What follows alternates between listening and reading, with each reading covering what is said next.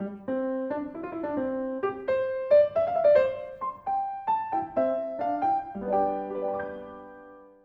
we are going to be continuing our studies of Rav Yitzchak's book, Transforming Darkness into Light.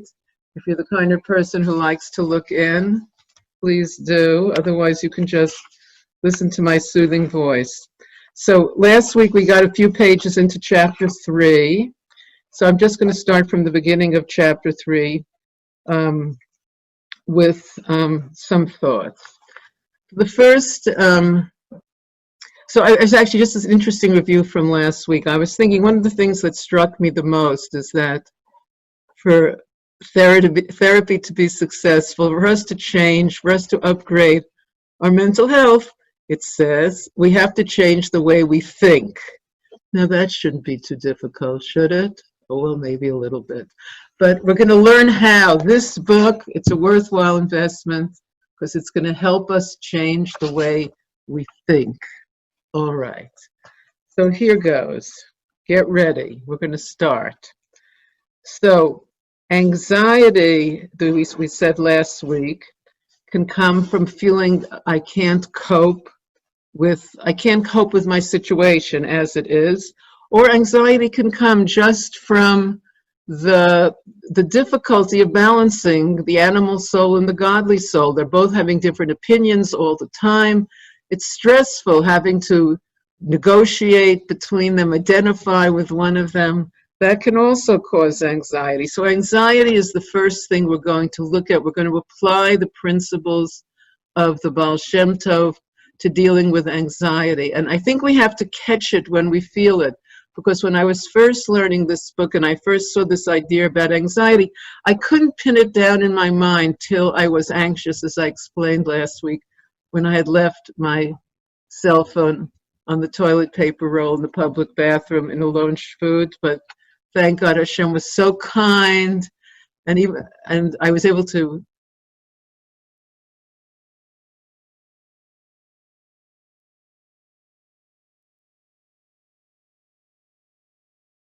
recognize anxiety. It's really the homework for this week. We have to recognize it, and then we have to see how we can apply the principles. Okay, so you always want to know when we're learning something, what does the Torah say about the subject?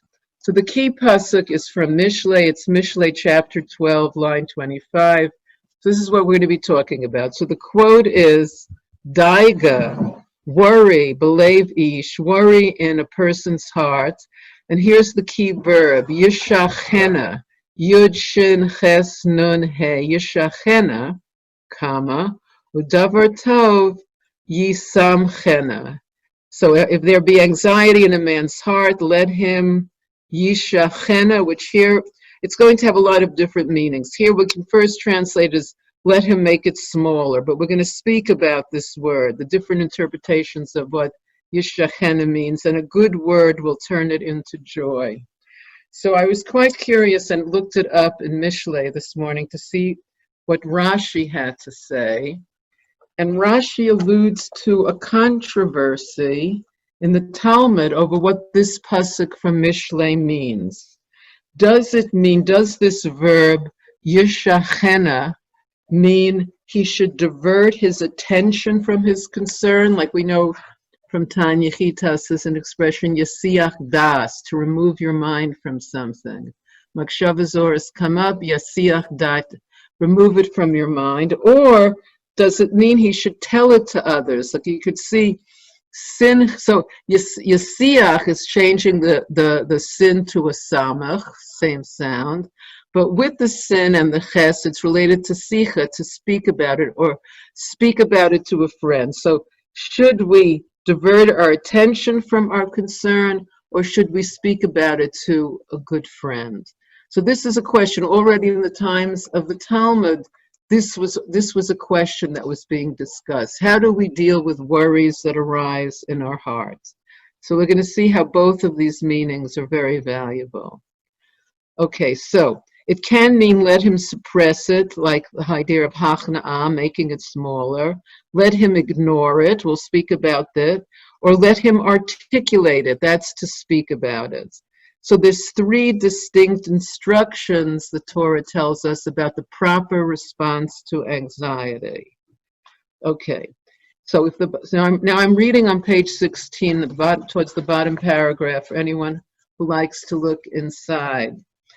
If the Baal Shem Tov's threefold process of hachna'a, havdalah, hamtaka is necessary for spiritual growth in general, it is certainly necessary for overcoming anxiety, since attaining and maintaining mental health is a basic requirement for spiritual growth. So I guess we could all agree there that maintaining our mental health, that's a good verb, maintaining our mental health is a prerequisite for spiritual growth. We have to feel we have a handle on our mental health has a certain resiliency, and then we are ready for spiritual growth.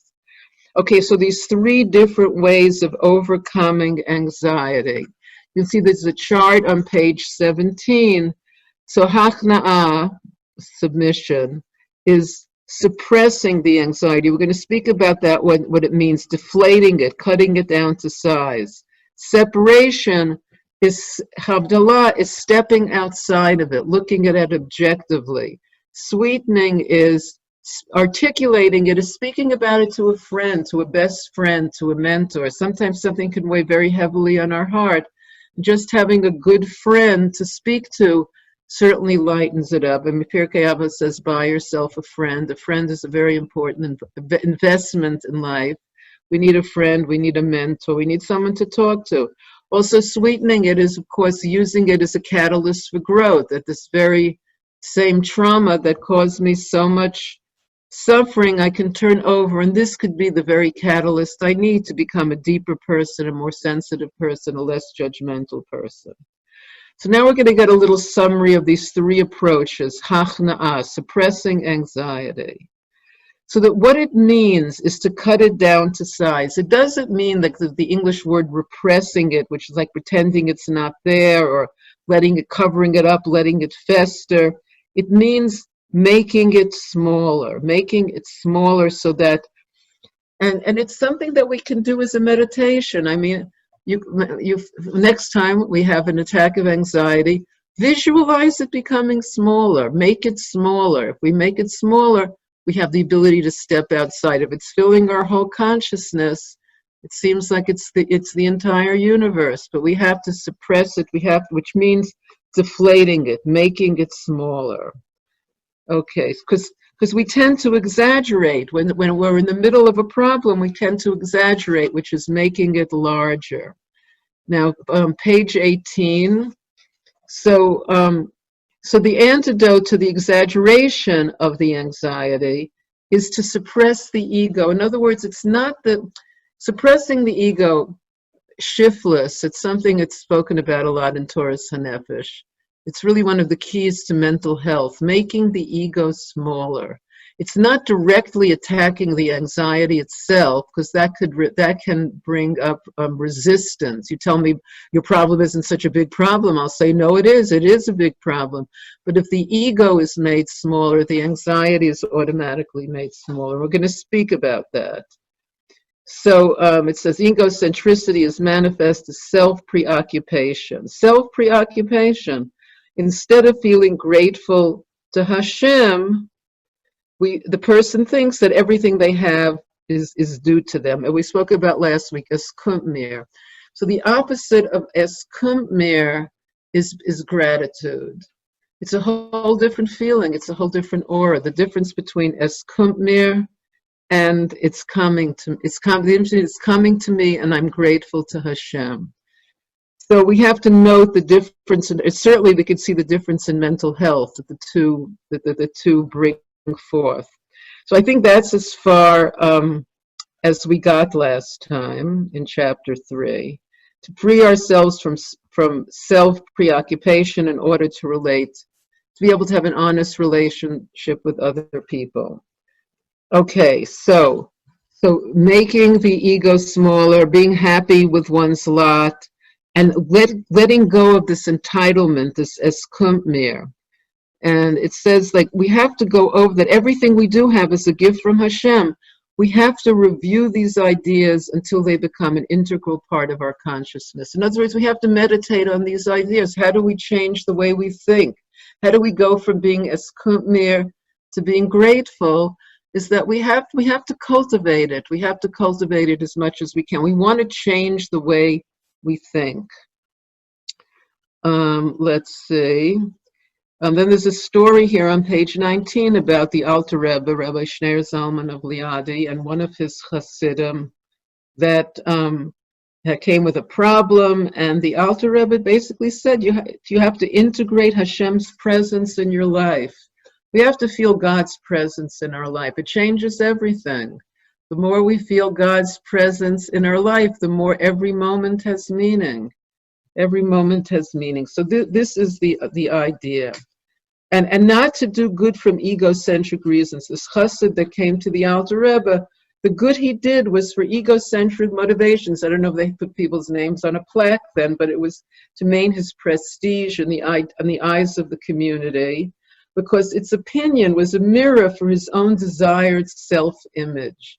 So to not, which is to be more concerned with the self-image. There's an idea, sometimes, God forbid, if we hurt someone's feelings, we don't speak to somebody with respect for their human dignity, and we hurt their person's feelings, we can feel, I feel bad, I didn't live up to my self-image, but that's still very egocentric. It takes time. It's always second nature to meditate and think about the person whose feelings I hurt, to feel what they're feeling. That takes time. That's not first nature. That takes effort. Then when I understood that the pain of the person, then I can apologize. Then saying I'm sorry has meaning. And when we learned this in Torah Nefesh, this was really a mashal for our relationship with Hashem. Like, to do tshuva, first we have to feel that we've dragged Hashem into the mud. It's not like I did something that lowered my self-image in my eyes. That's still very self-centered. But the idea is that we want to come back. I'm sorry to Hashem. I'm sorry I dragged him wherever I dragged him, and then we can do tshuva. This idea. Page 20, to escape the psychological trap of egocentricity in order to be concerned for the welfare of others. So this is hachna'ah, this is submission. So this is cutting the problem down to size by making the ego smaller. The idea of making the ego smaller, this is, in Hebrew, this is shiflut, like the flat area around Tel Aviv is called the shvela because it's low down and we're living up in the mountains, right? Here in Bad Ayin. So shiftless is making the ego smaller. This is our avoda, making the ego smaller. Bittul, we learn, is feeling Hashem's presence. Hashem's presence is so strong that I don't feel my ego. I feel Hashem's presence. That's a gift. Bittul is a real gift that I'm not self-conscious. Shiftless, I do feel myself, but at least I'm not feeling that I'm better than other people. I'm holding my ego. I'm keeping it down. Or we spoke about last week, taking it out of the center of my consciousness and putting Hashem in the center of my consciousness. Okay, so that's the hachna'ah. That's making the ego smaller, which automatically makes the anxiety smaller. Then we continue on page 20 with ignoring the anxiety, which is the havdalah, which means, first we have to make it smaller, because we don't want to identify with it and define ourselves with it. It's very easy to define ourselves with our problems, with our illnesses. And there's an example there was the woman in the example on the bottom of page 20. She felt everyone was referring to her as the woman with that medical condition. She's so identified with her medical condition that she felt like everybody else also saw her that way. So we can't identify with such superficial parts of ourselves. In chapter 2 of Tanya, as we said last week, the Alter Rebbe introduces the concept of the divine soul, the nefesh elokis, and we have to take that more and more as our identity. The nefesh, the godly soul, should be our identity. Because the animal soul we're used to, we've had the animal soul since we were born, and it doesn't even think there's anyone else living here. It's just the animal soul. So it's a big shock. We want to ask the divine soul, what it thinks. So instead of identifying with our illnesses, with our, to identify with the divine soul, at least a little bit. So the Havdalah is to dissociate ourselves from our problems, to be able to step out of it, just so we can look at it objectively. If it's my identity, I can't look at it objectively if I'm identifying with my problem. So by separating ourselves, this Havdalah, separating ourselves from our problems, we can focus on the positive aspects of life. And so this is, and then we can feel gratitude, a much healthier feeling. The third thing we're being introduced to in chapter 3 here, it says articulating anxiety. And this is being able to speak about it, about it to a friend. The Baal Shem Tov says this sweetens it. It sweetens it. We could speak. That's why, again, it's so important to have a good friend or a mentor or a trustworthy therapist. In Torah Sanefesh, the real healing is reattaching a person's godly soul to Hashem. That's where real healing takes place. That someone can feel that moment of dveikus, of the godly soul, of clinging to Hashem. So articulating anxiety to the right person helps us analyze it truthfully, to see what it was, to articulate our concerns and anxiety to an understanding friend. And the friend can offer the good word that it says in that same pasuk about the person who has a worry in their heart. They should suppress it, which means make it smaller. They should be able to step out of it objectively. They should be able to talk about it, and a friend can give a good word that can turn it into joy, that I can use this challenge as an opportunity to grow. This very same thing that was haunting me, I can use it as an opportunity to grow. And it says in Mishlei, our same Shlomo HaMelech, King Solomon says, Hashem enlightens the eyes of both of them. So the two friends together can accomplish a lot, two Hasidim together. And then all of these ideas are inter-included with each other. They're all, these ideas all come together. And so, but this self-redefinition is something that's a major part of it. I mean, people go through different times in their life. We go through different periods where we feel a need for self-redefinition, and this is an opportunity. This is what we want to do now. We don't want to redefine ourselves in terms of our problems, in terms of our anxieties. We want to redefine ourselves in terms of our godly soul. And the idea of rectifying the ego. And so I think just as I want to, if anyone who has the book, I want to read something here that's on page 131 in terms of defining evil in terms of Hasidus and Kabbalah, because this will have its place, and we just need to be on the same page with terms like the word evil. What are we talking about when we say evil? So if anyone who has the book, you can turn to page 131, or else I will read the three levels of evil. I think it's very interesting. Okay, and we can see how our concept of evil changes with our stage of spiritual maturity. So the first level is very easy to understand. We see evil as whatever the Torah defines as wrongdoing and our inclination to do it. So that's a very simple definition of evil. What is evil? What the Torah says is wrongdoing, and my inclination to still want to do it. That's the easiest, that's the most simplistic. It's true, but it's a very simple definition of evil. What's level 2? Level 2 becomes much more personal. The second definition of evil are the psychological complexes that block us from fulfilling our purpose in life, that block us from our shlichus. We all have a shlichus. We're all messengers from Hashem in this world, ambassadors of Hashem in this world. What keeps us from doing our shlichus? What are our personal psychological blocks? I really want to call my cousin in Rochester, but somehow the weeks are going by, and something keeps me from doing it. Some psychological complex is blocking it. So this is my personal evil. For someone else, that problem could not even exist. We have to recognize what are our personal psychological complexes that are keeping us from fulfilling our mission in life. And the third level, the third and last level, we identify evil as the traumas, the tribulations of this lifetime and even past lifetimes. And so this is bitter. What we find bitter in our lives means that we should motivate us to sweeten it by transforming it into good, by transforming it again into a catalyst for growth.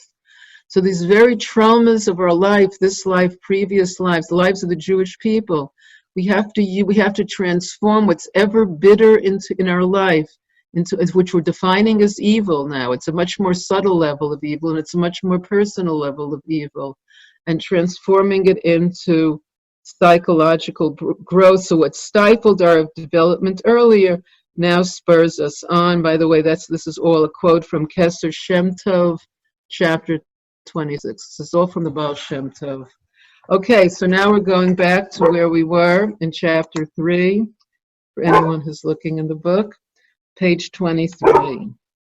Okay, so these techniques of dealing with anxiety, the hachna'ah, which is making the anxiety smaller, the havdalah, which is being able to separate from it, step outside of it and look at it objectively, and articulating it, they're all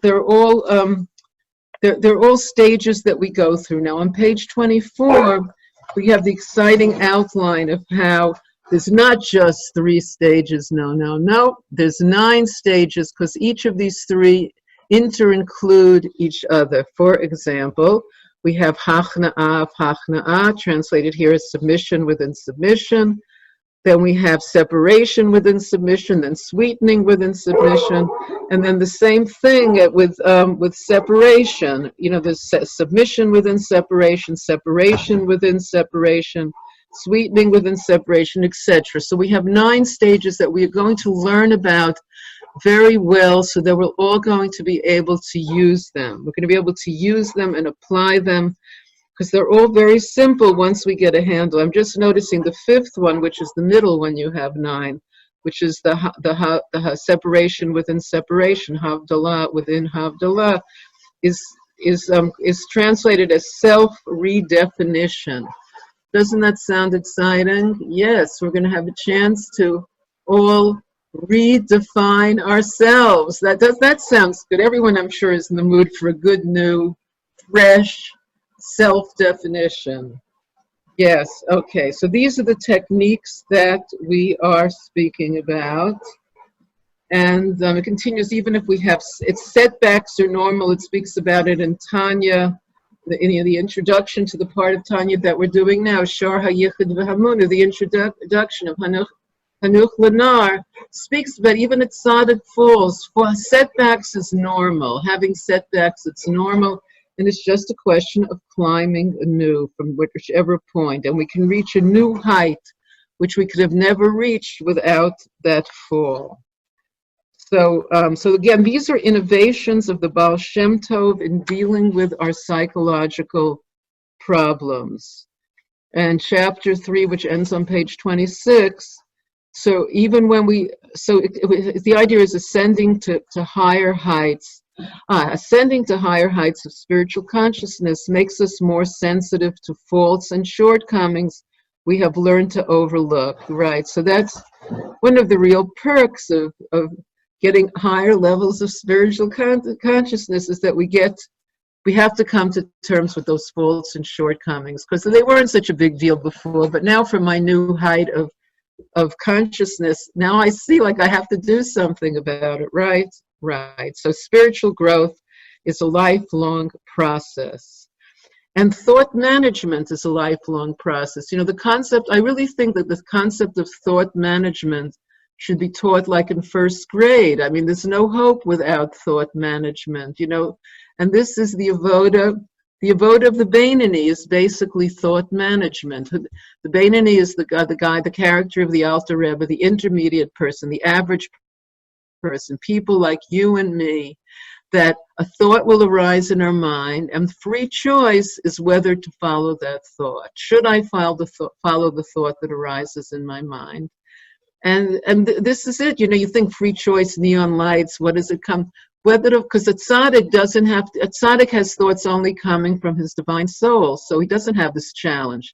The Rasha follows the spontaneous impulse of his animal soul, but it's that poor Beinoni, people like you and me, that we have to deal with the thoughts as they arise in the mind. So it's a lifelong process, just like spiritual growth is a lifelong process.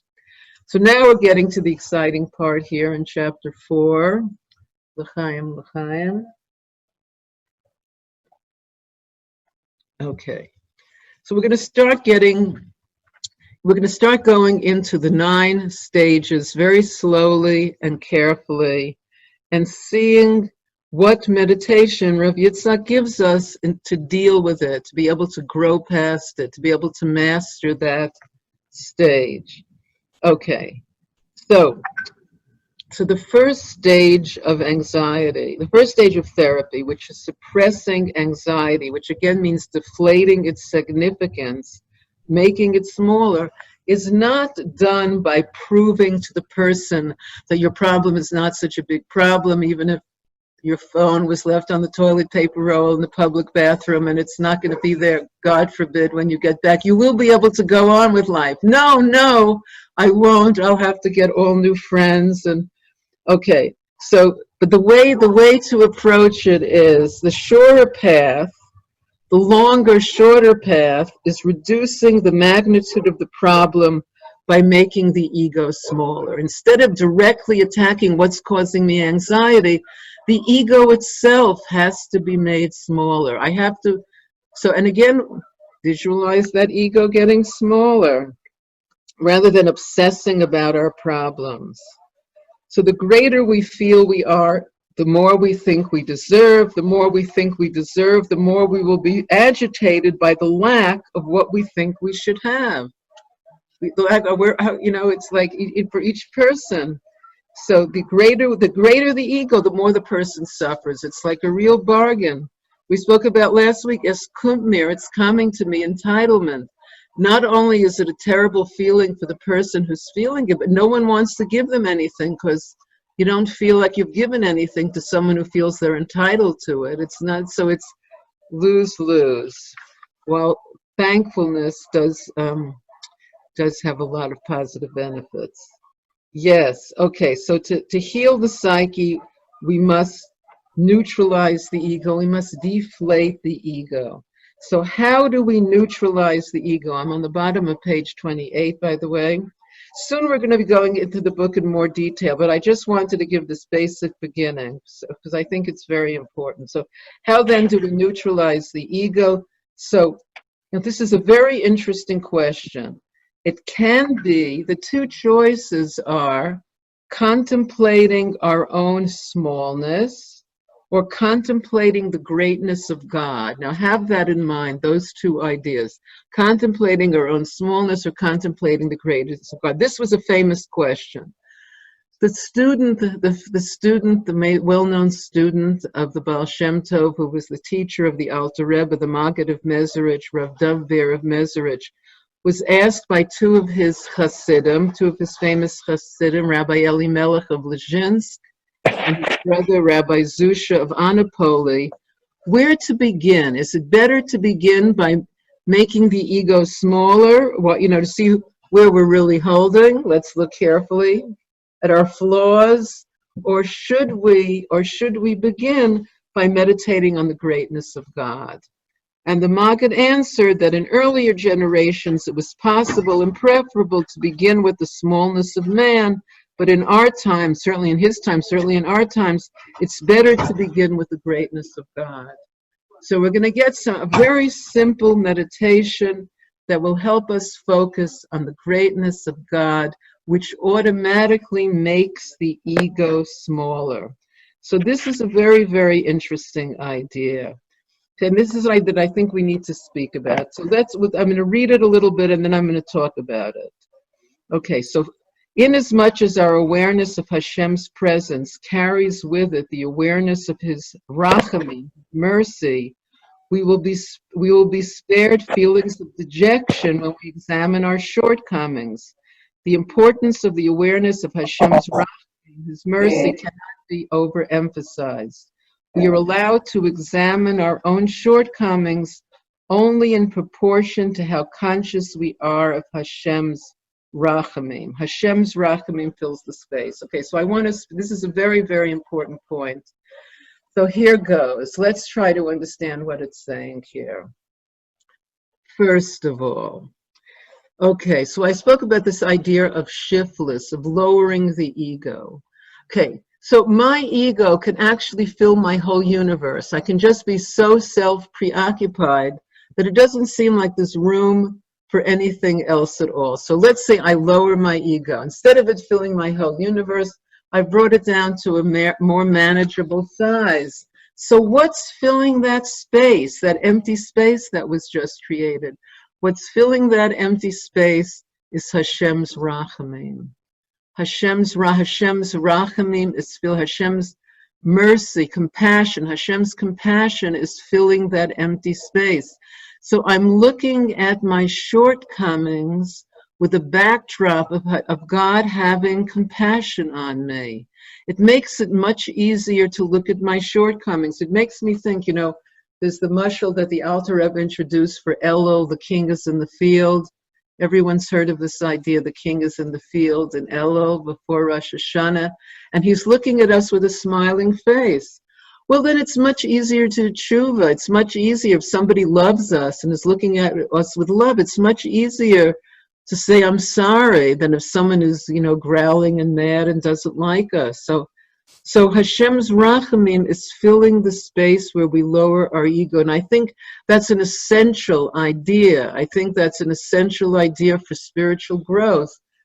And it's a big motivation for lowering the ego, because I'd much rather have Hashem's rachamim fill the space of my reality than my own ego, which is fraught with all sorts of painful memories and whatever else the ego can do to entertain and bother us, and that we're, not serving Hashem b'simcha because of the problems of the ego. So Hashem's rachamim is filling this place. Hashem's rachamim is filling the place where, and this is the only way, it says we are allowed to examine our own shortcomings only in proportion to how conscious we are of Hashem's rachamim, Hashem's compassion. We can only look, in other words, it's good to be aware of our shortcomings. So I think I mentioned last week that I learned from one of my mashpias, one of my spiritual guides in Crown Heights, Leah Klein, that a Hasidic accounting, it's good to make an accounting. When I first heard the concept of making a spiritual accounting, I thought it's like what's good about me, what's bad about me. That kind of sounded not so enticing, but she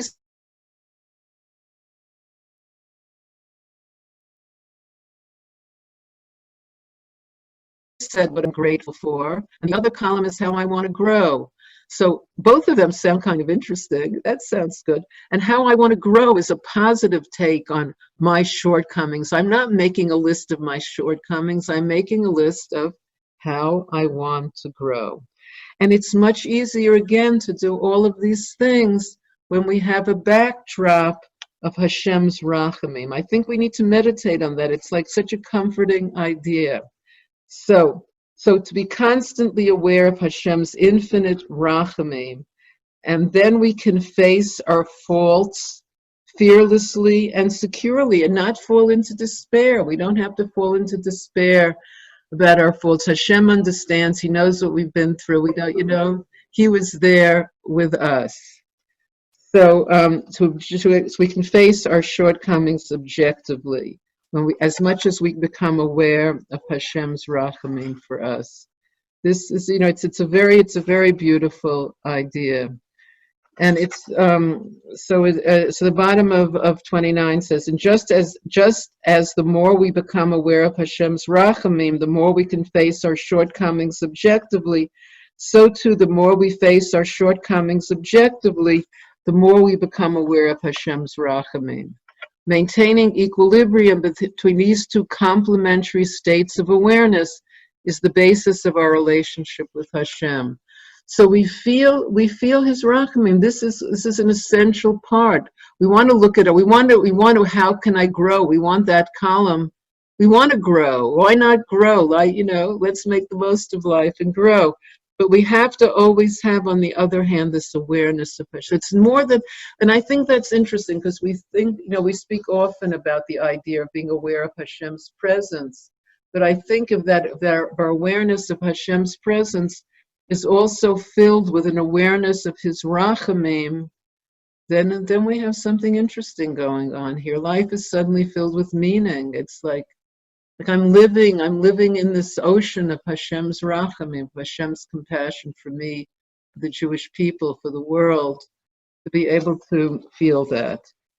Okay, so now we're getting to, so there's going to be a meditation for each of these 9 states of consciousness that we're going to be speaking about that help heal us from anxiety and from mental suffering. So let's look at the first one. Is the first of the 9 is hachna'ah, within hachna'ah, which again, this is not really an exact English word. I'm not so happy with here. It's translated as submission within submission, but it doesn't seem like the exact right word.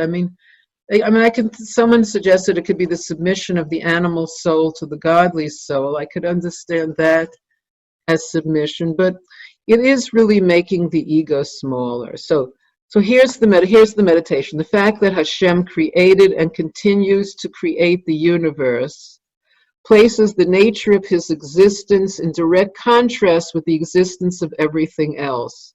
For whereas everything else owes its existence to God, God's existence does not depend on anything else. In other words, the meditation begins, I'm a creature. I'm not the creator of the universe. I'm not God, which reminds me of a joke of Y.Y. Jacobson, who's, of course, very good at telling jokes.